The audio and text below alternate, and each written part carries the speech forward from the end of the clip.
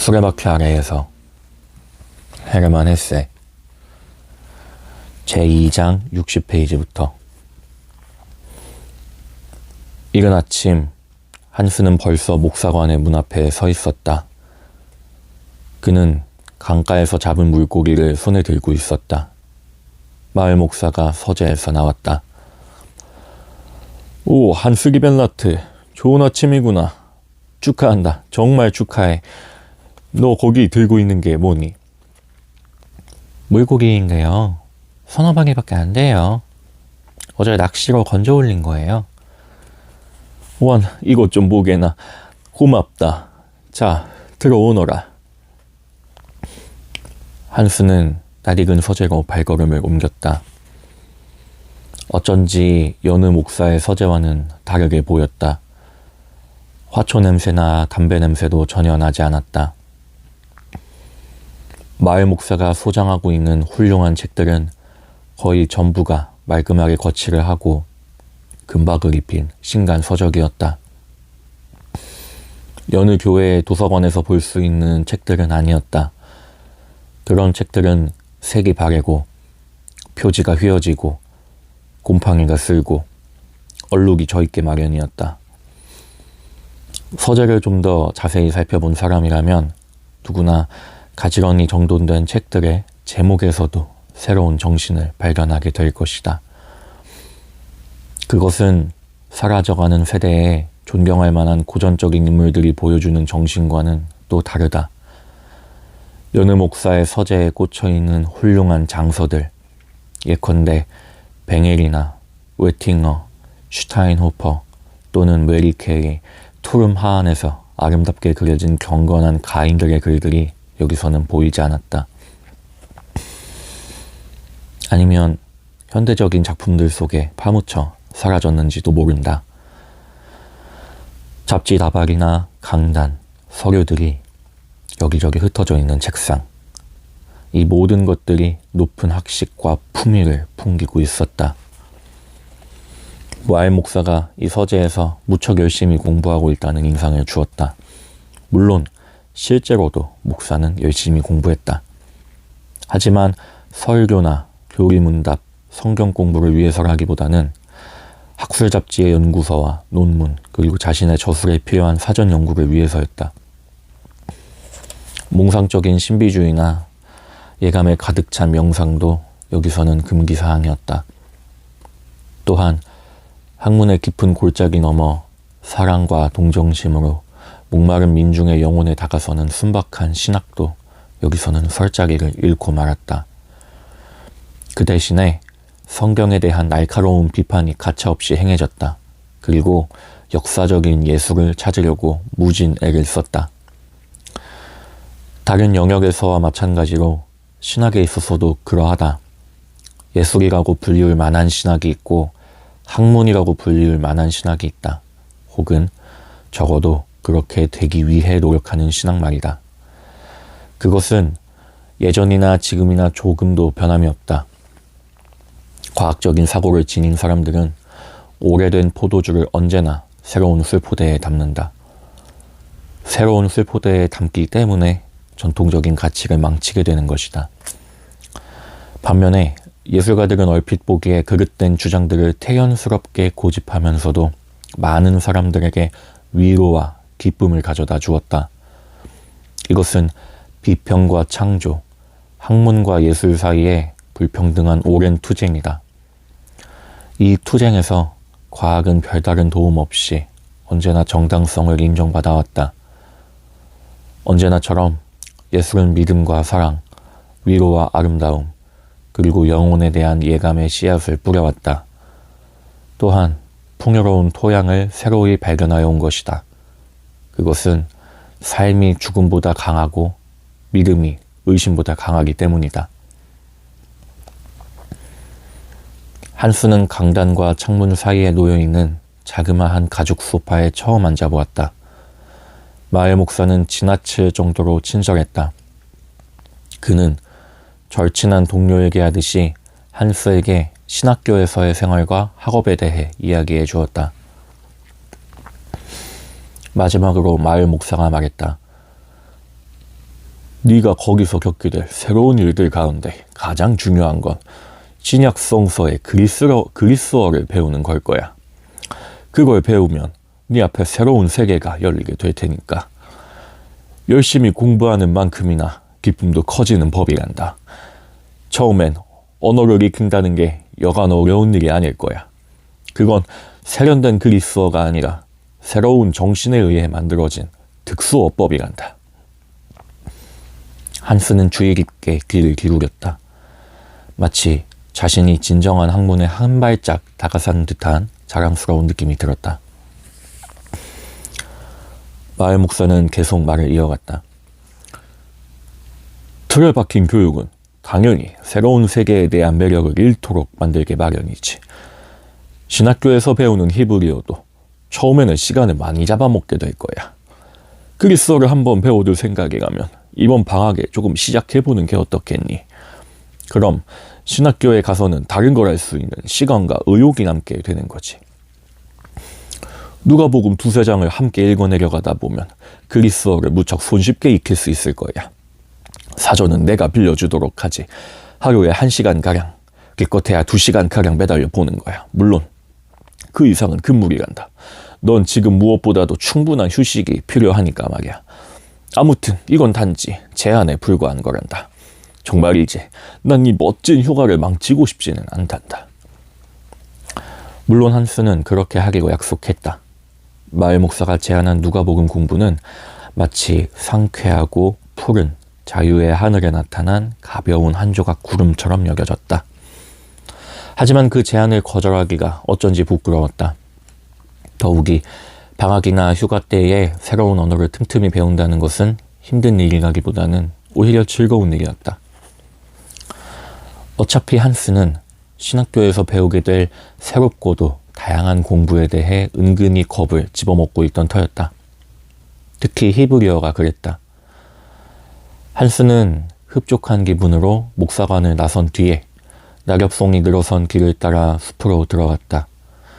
만족스럽지 못한 사사로운 감정은 이미 모두 사라져버렸다. 마을 목사와의 일을 떠올릴 때마다 자신의 결정이 옳았다는 생각이 더욱더 굳어져 갔다. 신학교에서도 다른 학우들보다 앞서기 위해서는 야망과 인내심으로 보다 더 열심히 노력해야 한다는 사실을 잘 알고 있었기 때문이다. 한스는 꼭 그렇게 되고 싶었다. 하지만 왜 그래야 하는 걸까? 그것은 한스 자신도 알 수 없었다. 3년 전부터 마을 사람들이 그를 눈여겨보기 시작했다. 선생들과 마을 목사, 아버지, 특히 교장 선생까지도 격려의 채찍질로 한스를 숨가쁘게 몰아세웠다. 처음부터 지금까지 한스는 의심의 여지가 없는 최우등생이었다. 맨 앞에 우뚝 서 있는 한스는 아무도 자기 곁에 다가서지 못하게 발버둥 쳤다. 그리고 그런 자신의 모습에 자부심을 느끼기까지 했다. 아무튼 주 시험에 대한 어리석은 걱정은 어느덧 옛날 이야기가 되어버렸다. 물론 휴식을 갖는다는 것은 더할 나위 없이 멋진 일이었다. 산책하는 사람이 아무도 없는 이른 아침에 바라보는 숲은 유난히 아름답게 보였다. 줄지어 늘어선 잣나무들이 회랑처럼 끝없이 펼쳐지는 숲터를 청록색의 둥근 천장으로 뒤덮고 있었다. 잡초들은 별로 보이지 않았다. 단지 여기저기에 산딸기 덤불이 무성할 뿐이었다. 수십 킬로미터에 걸쳐 이끼로 뒤덮인 지대가 있었다. 거기에는 솜털처럼 부드러운 이끼 위로 키 작은 월귤나무와 성남화나무가 우거져 있었다. 이미 이슬은 말라버렸다. 화살처럼 곧게 뻗은 나무줄기 사이로 아침 숲의 색다른 무더위가 감돌고 있었다.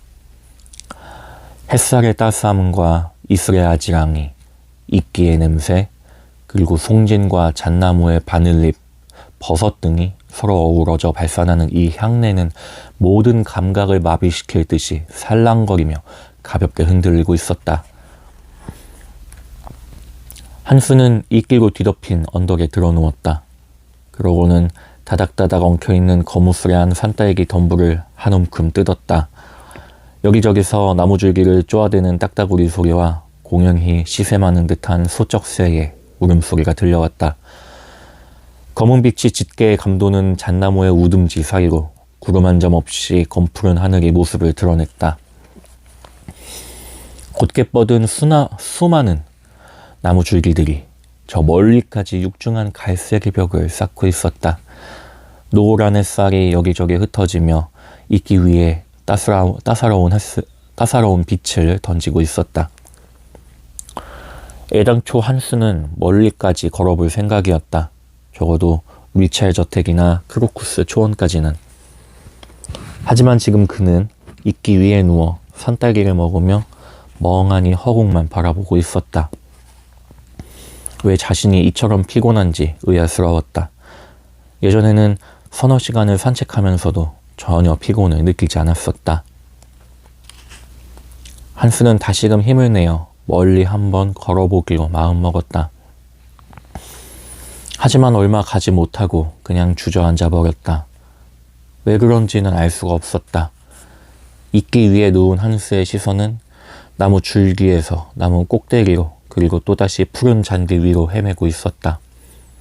이 숲의 공기가 왜 그를 이다지도 피곤하게 만드는 걸까? 한스는 정오 무렵에 집에 돌아왔다. 또다시 머리가 아프기 시작했다. 눈도 아프기는 마찬가지였다. 숲으로 난 언덕길에서 지나치게 따가운 햇살을 쬐었기 때문이다. 한스는 부득이 오후에 반나절을 집에 틀어박혀 있었다. 다시금 강가로 가서 수영을 할 때에야 비로소 머리가 맑아졌다. 이제 마을 목사에게 갈 시간이었다. 구두방 아저씨 플라이크는 작업장 창가에 놓여있는 세발 의자에 앉아 일하고 있었다. 가는 길에 그가 한스를 불렀다. 예, 어딜 가는 거니? 요즘엔 도무지 널 볼 수가 없구나. 마을 목사님 댁에 가는 길이에요. 아니, 여전히 거길 간다고? 주시험도 다 끝났잖니? 예, 근데 지금은 다른 거예요. 신약 성서라고요. 제가 여지껏 배운 거하고는 전혀 다른 그리스어로 쓰여져 있거든요. 이젠 그걸 배우려는 거예요. 구두방 아저씨는 차양이 없는 모자를 눌러쓰고 수심에 잠긴 듯한 넓적한 이마에 두꺼운 주름을 지었다. 그러고는 깊은 한숨을 내쉬었다. 한스, 그가 나지막한 목소리로 말했다. 너한테 할 말이 있다. 지금까진 시험 때문에 잠자코 있었다만 이젠 주의를 좀 주어야겠구나. 넌 우리 마을 목사가 무신론자라는 걸 알아야 한다. 성서가 잘못이라느니 거짓이라느니 하며 그 사람이 널 속일지도 몰라. 그런 목사와 신약 성서를 읽다 보면 너도 모르는 사이에 그만 믿음을 잃게 되는 거란다. 하지만 플라이크 아저씨, 전 그냥 그리스어를 배우는 것뿐이에요. 신학교에 가면 어차피 그걸 배워야 하거든요. 그야 넌 그렇게 말하겠지. 하지만 네가 성경을 경건하고 양심적인 선생님 밑에서 배우는 거하고 사랑의 하나님을 믿지 않는 사람 밑에서 배우는 거하고는 전혀 다르지. 그렇겠지요. 하지만 그분이 정말 하나님을 믿지 않는지는 아무도 모르잖아요. 그렇지 않아, 한스. 유감스러운 일이긴 하지만 모두들 그 사실을 알고 있단다. 그럼 전 어떡하죠? 배우러 가겠다고 벌써 약속을 해버렸는데요. 그렇다면 물론 당연히 가야지. 하지만 성경은 인간이 만든 거라든지 성경이 사람들을 기만하는 거라든지 아니면 성경이 성령에 의해 쓰여진 게 아니라든지 하는 말을 듣기만 하면 즉시 나한테 오너라. 그 문제에 대해 함께 얘기를 나누자꾸나. 그렇게 해주겠니? 예, 플라이크 아저씨. 하지만 그렇게 심각하진 않을 거예요. 이제 곧 알게 될 거다. 하여튼 내가 한 말을 잊어선 안 돼. 마을 목사는 아직 목사관에 돌아오지 않았다. 한스는 서재에서 그를 기다리고 있었다. 금박을 입힌 책의 표지들을 찬찬히 살펴보던 한스는 방금 전에 구두방 아저씨가 한 이야기 때문에 깊이 생각에 잠기고 말았다. 한수는 지금까지 사람들이 마을 목사나 새로운 양식을 지닌 성직자들에 대해 주고받는 이야기를 숱하게 들어왔다. 하지만 이제야 처음으로 긴장과 호기심을 자극하는 이런 문제에 휘말려들게 되었다. 한스에게 있어 이 문제는 구두방 아저씨가 말한 것처럼 그렇게 심각하거나 끔찍한 일이 아니었다. 오히려 그는 여기서 오래된 위대한 비밀의 배후를 캐낼 수 있는 가능성을 예감하고 있었다. 어린 시절에 학교를 다닐 때에는 신의 존재라든가 영혼의 소재, 악마와 지옥 등에 대한 의문으로 인해 가끔 터무니없는 상념에 사로잡히곤 했다. 하지만 이러한 의혹들은 지난 몇 년에 걸쳐 모두 잠들어 버리고 말았다. 엄격한 교육제도 아래서 공부에 전념하다 보니 그렇게 된 것이다. 한스가 학교에서 얻은 기독교적인 신앙은 고작해야 구두방 아저씨와 이야기를 나눌 때에나 개인적인 삶으로 되살아났다. 그 아저씨와 마을 목사를 비교하던 한스는 미소를 지었다. 힘든 세월을 거쳐 얻게 된 구두방 아저씨의 준엄하고 확고한 신앙을 소년 한스는 이해할 수가 없었다. 아무튼 플라이크는 현명한 인물이었다. 하지만 동시에 단순하고 편협하기도 했다. 그는 지나치게 독실한 신앙으로 인해 주위의 많은 사람들로부터 조롱을 당하기도 했다. 기도하는 모임에서는 엄격한 재판관이자 권위 있는 성경 해석가로 행세해왔다. 또한 여러 마을을 돌아다니며 신앙심을 고취시키기도 했다. 그 외에는 여느 사람들과 다름없는 소시민적인 수공업자에 지나지 않았다. 반면에 마을 목사는 풍부한 경험과 뛰어난 언변을 지닌 설교자일 뿐만 아니라 부지런하고 학식이 높은 인물이었다. 한스는 존경하는 마음으로 책장에 올려다보았다. 이윽고 마을 목사가 돌아왔다. 그는 프로코트를 벗고 나서 가벼운 차림에 검정색 실내 조끼로 갈아입었다. 그러고는 그리스어로 씌어진 누가복음의 원문을 한스의 손에 쥐어다 주었다. 그것은 라틴어를 공부할 때와는 전혀 딴판이었다. 몇 안 되는 문장을 읽은 뒤에 하나하나의 단어를 차근차근 번역해 나갔다. 마을 목사는 별로 낯설지 않은 예문을 들어가며 재치 있고 능숙한 어투로 이 언어의 근원적인 정신들을 설명해 나갔다. 그리고 이 책이 생겨난 시대와 내력에 대하여 이야기해 주었다. 단 1시간 만에 그는 학습과 독서에 전혀 새로운 개념을 소년 한스에게 불어넣은 것이다. 한스는 어렴풋하게나마 깨닫게 되었다. 이 모든 식구와 단어 뒤에 어떠한 비밀과 사명이 숨어 있는지, 그리고 예로부터 수많은 학자들이나 명상가들이나 연구가들이 이러한 문제와 어떻게 씨름해 왔는지. 한스는 공부를 하는 가운데 마치 자신이 진리 탐구자의 세계로 발을 디뎌놓은 듯한 착각에 빠져들었다. 마을 목사는 한스에게 사전과 문법서를 빌려주었다. 한스는 집에 돌아와 저녁 내내 공부에 몰두했다. 얼마나 많은 공부와 학식의 산을 넘어야 비로소 참된 연구의 길로 들어서게 되는지를 느끼게 되었다. 하지만 어떠한 난관이 닥친다 하더라도 포기하지 않으리라고 굳게 다짐했다. 구두방 아저씨의 일은 잠시 한스의 뇌리 속에서 사라지고 말았다. 며칠 동안이나 이 새로운 존재 양식이 한스를 사로잡았다. 매일 밤마다 그는 마을 목사를 찾아갔다. 언제나 그에게는 진정한 학문이 보다 더 아름답고 어려우면서도 또한 추구할 만한 가치가 있다고 여겨졌다. 아침에는 일찍 일어나 낚시하러 나섰다. 그리고 오후에는 수영하러 초원으로 갔다. 그 이외에는 거의 집에 틀어박힌 채 밖으로 나가지 않았다. 주 시험에 대한 불안감과 승리감으로 인해 사라져버렸던 야망이 다시금 살아나서는 한스에게 조금도 쉴 틈을 주지 않았다. 동시에 지난 몇 달 사이에 자주 느껴왔던 형용할 수 없는 야릇한 감정이 그의 머릿속에서 고개를 들기 시작했다. 그것은 두통이 아니었다. 빠른 맥박과 흥분을 동반한 승리에 대한 조급함이었다. 또한 무작정 앞으로 나아가려고 하는 억제되지 못한 욕망이기도 하였다. 나중에는 어김없이 머리가 아파오기 시작했다. 하지만 이 섬세한 고열이 지속되며 독서와 학습의 성취는 폭풍처럼 빠르게 이루어졌다. 그래서 한스는 예전에 15분가량 걸리던 크세노폰의 가장 어려운 문장들을 이제는 손쉽게 읽을 수 있었다. 사전을 거의 들여다보지 않고도 날카로운 이해력을 10분 발휘하여 무척이나 난해한 글들을 척척 읽어 내려갔다. 그래서 한스는 무척 기뻤다. 이처럼 고조된 학습 의욕과 인식 욕구와 더불어 자신감에 가득 찬 자아의식이 더해갔다. 마치 학교나 선생이나 학창시절이 벌써 오래전에 흘러가 버린 것처럼. 그리고 지식과 능력의 고지를 향하여 자기에게 주어진 혼자만의 길을 걷고 있기나 하는 것처럼. 한스는 이런 느낌과 동시에 너무나도 선명한 꿈 때문에 자꾸 잠에서 깨어났다. 밤중에 가벼운 두통을 느끼며 잠에서 깨어나 다시 잠들지 못할 때에는 성취에 대한 강박관념이 그를 뒤흔들어 놓았다. 자신이 다른 학교 친구들보다 앞서 있다거나 교장을 포함하는 모든 학교 선생들이 자기에게 경의나 찬사의 눈길을 던진다거나 하는 생각을 떠올릴 때마다 한스는 뿌듯한 우월감을 느끼는 것이었다. 교장 선생은 자신에 의해 일깨워진 한스의 아름다운 야망을 이끌어 나갔다.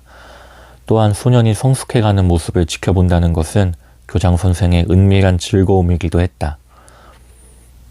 학교 선생들을 무정하다거나 고루하다거나 혹은 영혼조차 없는 속물이라고 욕하지 마라. 아, 그렇지 않다.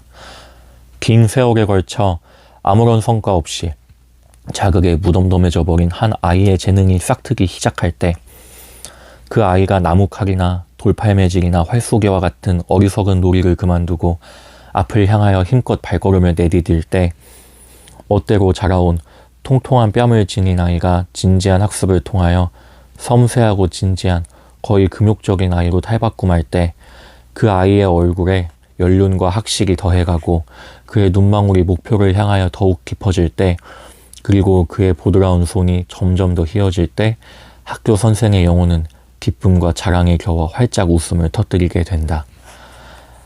학교 선생의 의무와 그가 국가로부터 받은 직무는 어린 소년의 내부에 자리 잡고 있는 자연의 조야한 정력과 욕망을 길들임과 동시에 송두리째 뽑아버리는 것이다. 또한 그 아이에게 국가적으로 공인된 절제의 평화로운 이상을 심어주는 것이다. 현재 만족스러운 삶을 영위하고 있는 시민이나 임무에 충실한 관료라 할지라도 학교에서의 이런 교육이 없었다면 마구 날뛰는 난폭한 개혁가나 쓸데없는 상념에 사로잡힌 몽상가가 되었을 것이다. 소년의 내면에는 거칠고 야만적인 무질서의 요소가 숨어 있다. 먼저 그것을 깨트려야 한다. 그것은 또한 위험하기 짝이 없는 불꽃이다. 먼저 그것을 밟아 꺼버려야 한다. 자연이 만든 인간은 예측 불허해 불투명한 위험스러운 존재이다. 인간은 미지의 산맥에서 흘러내리는 물줄기이며 길도 질서도 없는 원시림이다. 원시림의 나무를 베고 깨끗이 치우고 강압적으로 제어해야 하듯이 학교 또한 자연인으로서의 인간을 깨부수고 굴복시키고 강압적으로 제어해야 한다. 학교의 사명은 정부가 승인한 기본 원칙에 따라 인간을 사회의 유용한 일원으로 만드는 것, 그리고 잠재된 개성들을 일깨워주는 것이다. 이와 같은 교육은 병영에서의 주도 면밀한 군기를 통하여 극도의 완성을 이루게 된다. 이 어린 소년 기벤라트는 얼마나 아름답게 성숙했는가. 길거리를 배회한다거나 장난을 치는 따위는 스스로 그만두었다. 학교에서 공부하다가 공연히 우는 일은 사라진 지 이미 오래이다. 정원 가꾸기와 토끼 기르기, 그리고 낚시질 따위의 취미 생활도 벌써 오래전에 그만두었다. 어느 날 저녁, 교장 선생이 직접 기벤라트의 집으로 찾아왔다. 기뻐 어쩔 줄 모르는 한스의 아버지와 정중하게 인사를 나누고는 한스의 방으로 들어갔다. 한스는 책상에 앉아 누가복음을 읽고 있었다. 교장 선생은 매우 다정하게 말을 건네었다. 기특하구나, 기벤라트. 이제 다시 공부에 여념이 없구나. 그렇다고 한 번도 보이질 않는 거니? 난 매일 널 기다리고 있었단다. 뵈려고 했었어요. 한스는 변명을 늘어놓았다. 하지만 멋진 물고기 한 마리쯤 잡아 갖다 드리려고 했죠. 물고기라고? 도대체 무슨 물고기 말이니? 그건 잉어나 뭐 그런 거예요. 아, 그래. 그런데 너 다시 낚시하러 다니니? 예, 어쩌다가 한 번씩 가요. 아빠가 허락해 주셨거든요. 그래. 어때? 재밌니? 예, 그러면요. 좋다. 아주 좋구나. 땀 흘려 일에 얻은 휴가니까. 그래서 요즘 공부에는 흥미를 잃은 게로구나. 아니요, 천만에요, 교장 선생님. 공부도 하고 싶어요. 네가 하고 싶지 않다면 절대 강요하진 않겠다. 아니에요, 정말 하고 싶어요. 교장 선생은 두세 번 숨을 깊게 들이쉬고는 가느다란 수염을 매만지며 의자에 앉았다. 예, 한스? 그가 말했다. 내 말은 이런 거야. 오래전부터 종종 경험해온 일이지. 시험을 잘 치르고 난 뒤에 벼란 건 뒤로 처지는 경우가 생각보다 많이 생기는 법이란다. 신학교에선 새로운 과목들을 여러 가지 공부해야 한다. 그런데 새 학기가 시작되기도 전에 배울 걸 미리 준비해 두는 학생들이 적지 않단다. 특히 시험 성적이 그다지 좋지 않은 학생들이 곧잘 그렇게 하지. 그런 학생들은 자신의 월계관 위에서 휴가를 편히 보낸 학생들을 누르고는 어느 날 갑자기 정상의 자리를 차지해 버리는 거야. 그는 또다시 한숨을 쉬었다. 여기서 넌 언제나 어렵지 않게 1등을 할 수가 있었지. 하지만 신학교에는 모두 능력 있고 부지런한 학생들 뿐이란다. 그런 아이들을 앞지른다는 건 결코 쉬운 일은 아닐 거야. 내 말 알아듣겠니? 예. 그래. 너한테 제안 하나 할까 한다. 이번 방학에 미리 공부를 해두는 게 어떻겠니?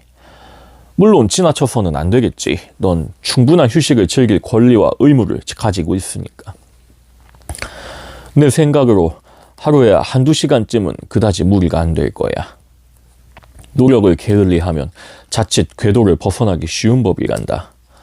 더군다나 나중에 다시 제자리를 찾을 때까지 몇 주일씩이나 고생을 해야 할 거라고. 넌 어떻게 생각하니?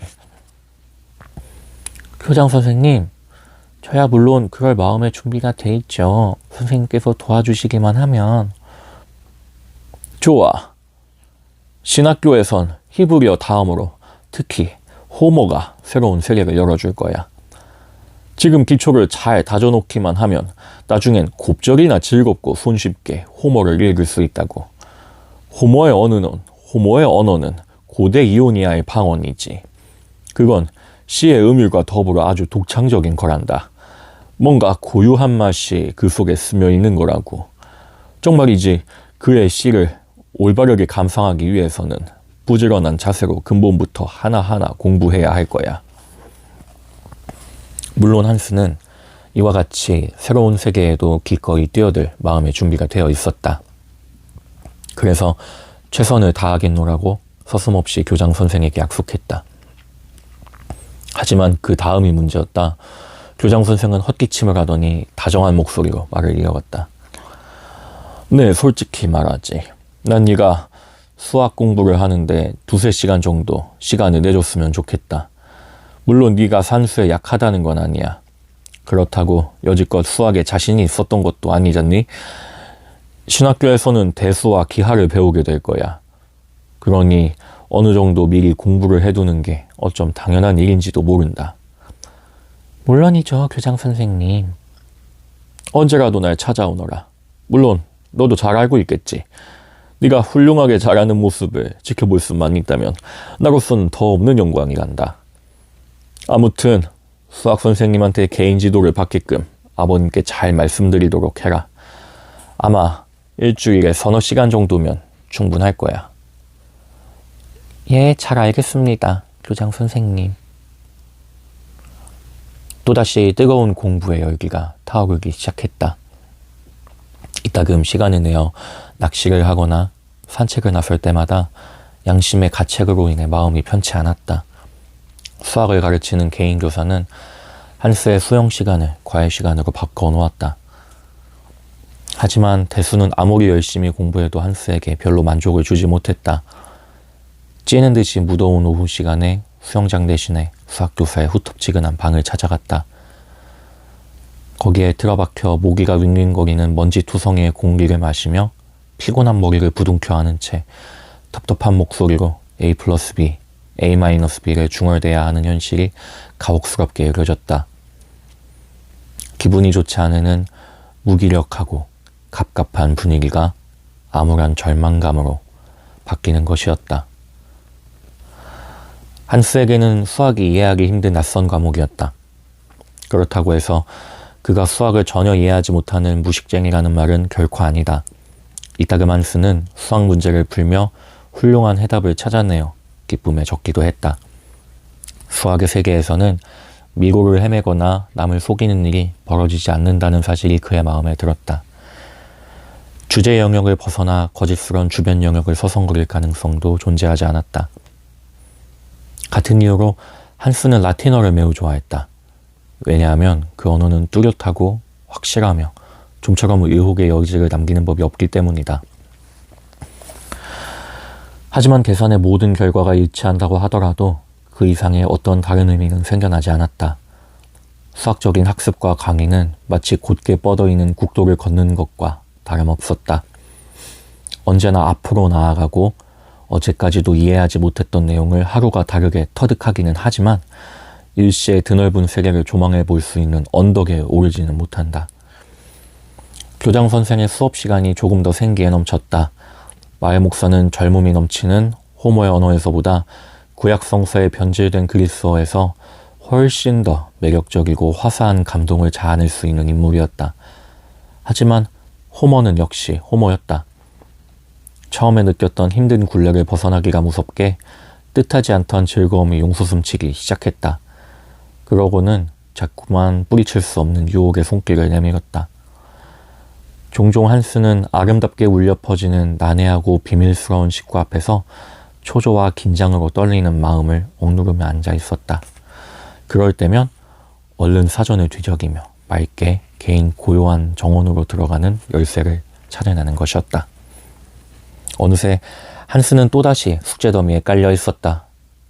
어느 때는 밤늦게까지 책상에 앉아 이를 악물며 과제물을 풀었다. 아버지 기벤라트는 열심히 공부하는 아들을 자랑스럽게 지켜보았다.